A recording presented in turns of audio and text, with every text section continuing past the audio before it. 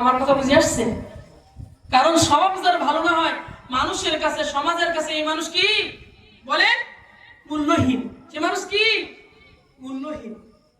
সম্মানিত বন্ধুগণ, তাহলে আমাদের কি বলতে? রাসূল আকরাম সাল্লাল্লাহু আলাইহি সাল্লাম বলেন, হালি উদাইফু বিল মিজান ইয়াউমাল কিয়ামাতি উসতুল কুলুব। কিয়ামতের দিন সবচেয়ে সম্মানিত ব্যক্তি ওই ব্যক্তি হবেন যে ব্যক্তি কালচার, সংস্কৃতি, আখলাক, ক্যারেক্টার কি হবে? ভালো। সেই ব্যক্তি সম্মানিত। সুবহানাল্লাহ বলবেন না? সম্মানিত বন্ধুগণ, ছাত্র জীবনে আমাদের কাজ কি? ছাত্রদের জীবনে আমাদের দুটি কাজ করতে হবে। ছাত্র জীবনে আমাদের কি করতে হবে? দুইটা কাজ থেকে বিরত থাকতে হবে, তাহলে জীবনে সফলতা আসবে। এক নম্বর কি? এক নম্বর হলো যে উস্তাদ। নম্বর কাজ কি? দুই নম্বর কাজ হলো ঘোড়ার পিছে হাঁটা যাবে না।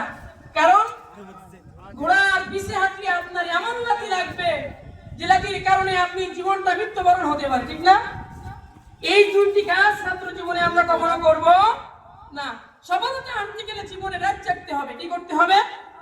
রাত জাগতে হবে। রাত জেগে আপনাকে আমল করতে হবে, না এলেম অর্জন করতে হবে। তাহলে আপনি জীবনে সফলতা অর্জন করতে। তিনজন লোক, 5টা ক্যামেরা। সম্মানিত মুসল্লিয়ান ইকরাম,